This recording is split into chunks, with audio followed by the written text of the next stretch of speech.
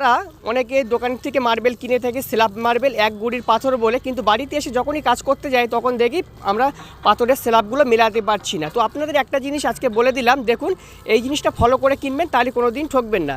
যখনই দোকানে যাবেন তখন আপনারা দেখবেন পাথরের যে ভেন্স, সেই ভেন্সটা লাইনটা পুরো একটা রেখায় আছে কি না। যদি থাকে দেখুন এখানে প্রত্যেকটি কিন্তু একই লাইনে এই ভেন্সটি আছে, অর্থাৎ এই পাথরটা একটা গুড়ির পাথর। তো অবশ্যই আপনারা যখন স্ল্যাব পাথর কিনবেন এইটা অবশ্যই আপনারা দেখে নেবেন, তাহলে কিন্তু কোনো দিনই আর ঠকবেন না। চলুন আর একটা লট দেখাই।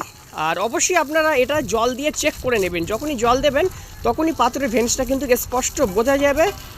এইখানে একটু ফলো করুন, দেখুন পুরো এক গুড়ির পাথর, এর মধ্যে অন্য কোনো পাথর কিন্তু মিক্সড করা নেই। অনেক দোকানে কি হয় এর ভিতরে অন্যরকম পাথর মিক্সড করা থাকে, সেই ক্ষেত্রে দামটাও আপনার কাছ থেকে হয়তো কম মিলে নিতে পারে। তো অবশ্যই আপনারা এই জিনিসটা ফলো করে পাথর কিনবেন, দেখবেন কোনো দিনই কিন্তু ঠকবেন না। তো আরও ডিটেলস জানার জন্য আমাকে কমেন্ট করুন, আমি আপনাদেরকে বলে দেবো।